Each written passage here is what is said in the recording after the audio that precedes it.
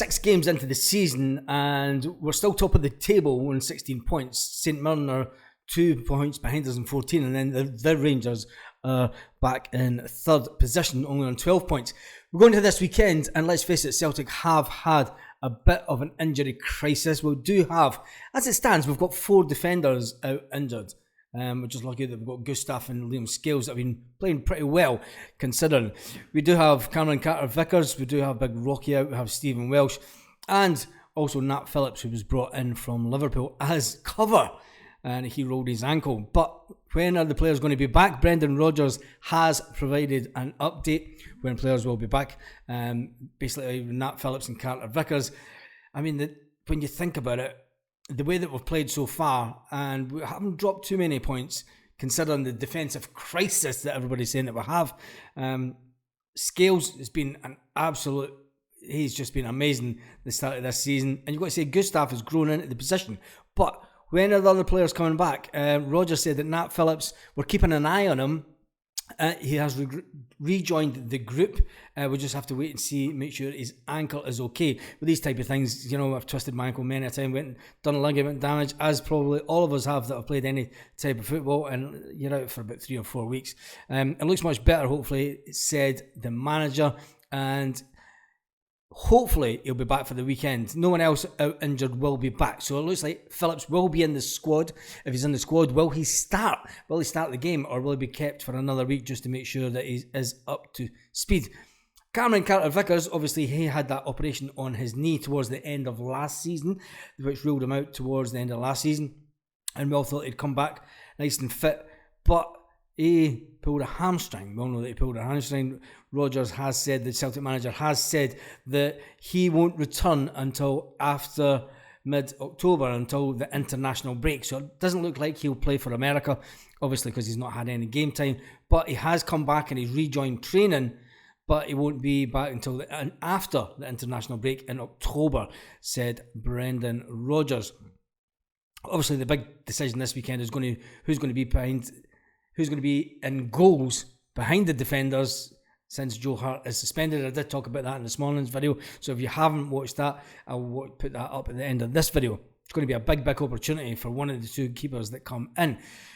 Talking about players that we've all been screaming about during the last transfer window, everyone was saying we need a new left back. We need a new left back. Celtic this morning have announced, this afternoon, they announced a new contract for a left back. But he's only 17-year-old. He is only 17-year-old, and he is Scottish. So it's one for the future. But when you look at Ben Doak down at Liverpool, and we lost Ben Doak, and Ben Doak's only 17, and he's in the squad, he's in playing for Liverpool. Should we be bringing him in? This is the question I asked you in this video. Tell me in the comments, if he's good enough, get him in the first team, Celtic. Get him in the first team. He has just signed a new contract. Now, this is a good thing. He has just signed a new contract until 2026, which is fantastic for him.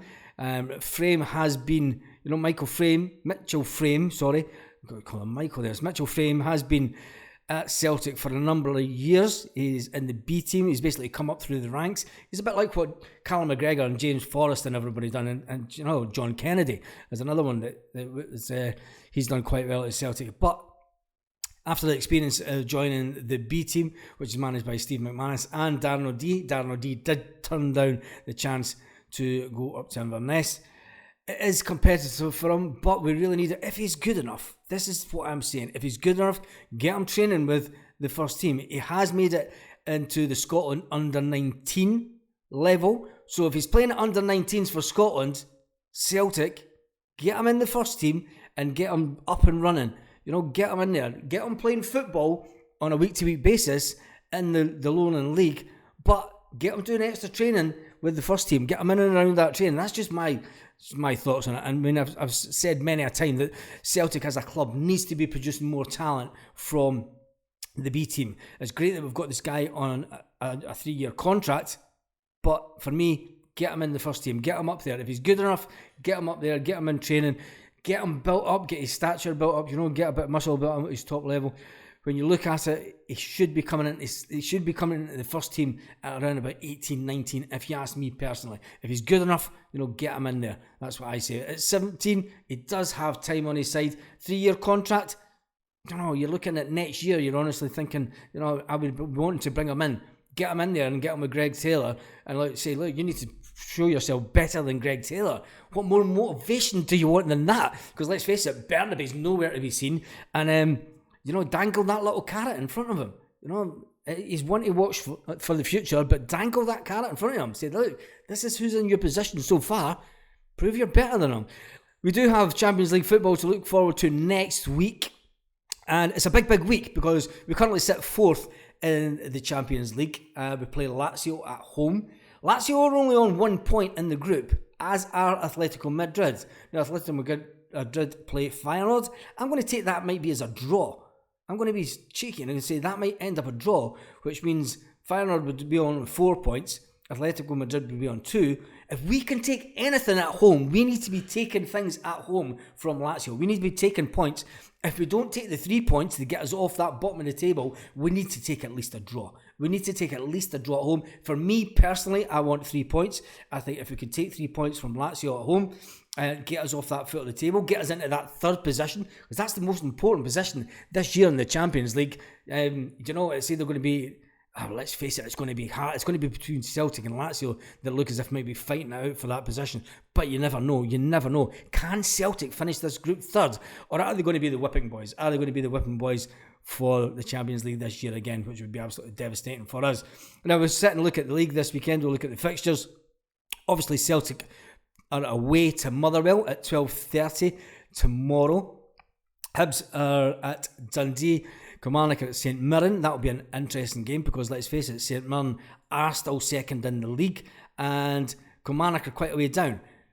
They're sitting in 8th position. So that's one to watch. You're really wanting St Mirren to win that game just to keep the pressure on the Sevconians. Because let's face it, at 3 o'clock on Saturday, Rangers then go to play Aberdeen. Aberdeen are not going to take anything from that. Aberdeen are just a complete... But then again, Aberdeen are the one club that do up again against the Rangers, but they've never won at Ibrox for a long time, so I'm not taking anything from that game. Celtic, I think, will still be top of the league, even though we play Motherwell. Motherwell sitting in 4th position. I think it's paramount that Celtic win. When you look at their home results, Motherwell, they've won 2 and they've lost 1. I want to make sure it's a loss at the weekend, and we need to just make sure that we stamp our authority on the league, especially going into the Champions League next week. We need to go into the Champions League game on a high, win away from home, and then make sure that we take something from the Champions League. Make sure that you join me for the live this evening. And on that note, have a fantastic day, Celtic fans all around the world. Lit.